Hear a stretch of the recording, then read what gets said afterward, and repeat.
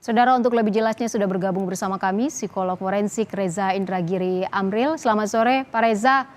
Selamat sore Mbak Ivo. Mahkamah Agung ini telah menganulir vonis para terpidana kasus pembunuhan Yosua Huta Barat. Menko Polhukam juga sudah memastikan bahwa Ferdy Sambo ini tidak akan mendapat remisi. Apakah ada peluang lain vonis Sambo ini bisa berkurang lagi, Pak Reza? Ya, saya pikir ada dua dan saya yakin teman-teman sarjana hukum yang paling menguasai hal ini. Pertama, kalau ditemukan adanya bukti baru, maka pihak Ferdy Sambo bisa mengajukan peninjauan kembali atau PK.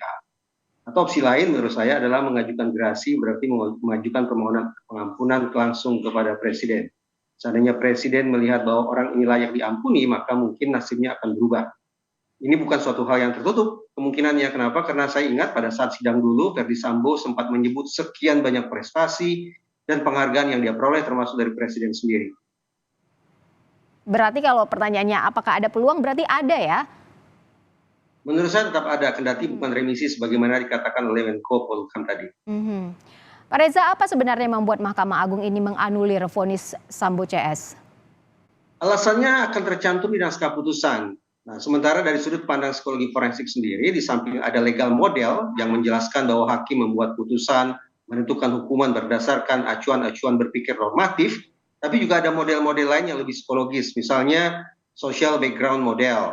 Kalaulah kemudian ada di antara majelis hakim yang berpandangan bahwa mencabut nyawa manusia atau menghukum mati adalah ketidakpatutan, berada di luar koridor kemanusiaan, maka hakim-hakim memiliki nilai atau standar keyakinan semacam itu boleh jadi akan menganulir hukuman mati, menggantinya misalnya dengan hukuman seumur hidup.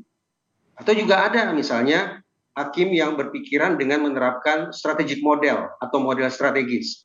Hakim semacam ini akan berpikir tentang masa depannya, tidak hanya terkait dengan karirnya, tapi juga catatan sejarah yang mungkin akan tersimpan di buku-buku hukum. Anggaplah misalnya hakim ingin dipandang sebagai sosok yang berpandangan progresif, tidak lagi berpandangan regresif, sehingga menghindari hukuman mati, lalu itu tercatat di buku sejarah, itu bisa jadi menjadi salah satu pertimbangan juga yang ada di dalam kepala hakim, alias strategic model. Ada juga model-model lain yang sangat banyak, yang sekali lagi kepastiannya akan bisa kita baca di naskah putusan tentang Ferdy Sambo sendiri. Maksudnya semua model ini bisa menjadi pertimbangan, begitu Pak Reza? Orang psikologi forensik yakin bahwa proses kerja berpikir hakim atau istilahnya judicial decision making process tidak semata-mata mengacu pada acuan legal normatif. Tapi ada latar-latar psikologis yang diyakini lebih dominan ketimbang kaidah-kaidah hukum. Ada background model atau social background model, ada juga case manager model, ada strategic model, bahkan ada public opinion model. Bahwa hakim menjatuhkan putusan dengan mengikuti kemana arah angin bertiup. Ketika masyarakat ingin bahwa terdakwa dijatuhi hukuman mati, maka boleh jadi hakim akan menghindari tanda petik konfrontasi dengan netizen sehingga menjatuhkan putusan sebagaimana menjadi ekspektasi masyarakat luas. Itu contoh bagaimana ada faktor-faktor psikologis di luar faktor-faktor hukum, di luar faktor-faktor normatif yang ternyata bermain dominan dalam proses berpikir hakim. Baik, Pak Reza, kita tahan jeda dulu sebentar, nanti akan kita kembali lagi setelah jeda. Tetaplah bersama kami di Indonesia Update, saudara. Masih bersama kami dalam Indonesia Update, saya masih terhubung dengan Pak Reza Indragiri, psikolog forensik terkait Mahkamah Agung yang telah menganulir vonis Sambo CS ini. Pak Reza, apakah akan ada upaya hukum kembali yang diajukan oleh para terpidana ini? Saya yakin terpidana yang merasa paling bersalah sekalipun tetap ingin kembali berkumpul bersama keluarga, tetap bisa bekerja atau beraktivitas seperti biasa. Jadi kendati misalnya dalam kasus ini Ferdy Sambo dijatuhi hukuman berupa hukuman seumur hidup, tapi saya yakin bahwa yang bersangkutan bersama penasihat hukumnya akan mencari cara, akan mencari strategi agar kemudian nasibnya bisa berubah lebih baik lagi. Ini saya pikir bukan suatu hal yang luar biasa, apalagi kalau kita ingat bahwa tuntutan jaksa penuntut umum seingat saya sudah terpenuhi sepenuhnya oleh hakim di tingkat kasasi. Bahwa di tingkat pengadilan negeri dan di tingkat pengadilan tinggi ternyata lebih dari tuntutan jaksa, yaitu hukuman mati, saya pikir itu menjadi suatu hal yang bisa diperdebatkan secara akademis.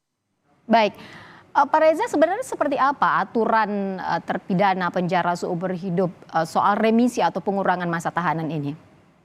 Baik, tinjauan saya dari sudut pandang psikologi forensik ya, bahwa ketika seorang terdakwa dijatuhi hukuman, maka paling tidak ada dua filosofi yang coba diterjemahkan oleh hakim lewat angka atau besaran hukuman itu. Filosofi pertama yaitu terkait dengan filosofi retributif. bagaimana hukuman yang dijatuhkan oleh hakim kepada terdakwa mewakili perasaan sedih korban, mewakili amarah dan ketakutan masyarakat dan segala macam gejolak yang berlangsung di ruang publik. Itu yang akan menentukan hakim menjatuhkan hukumannya seperti apa. Mata balas mata, nyawa balas nyawa, dan sejenisnya, retributif.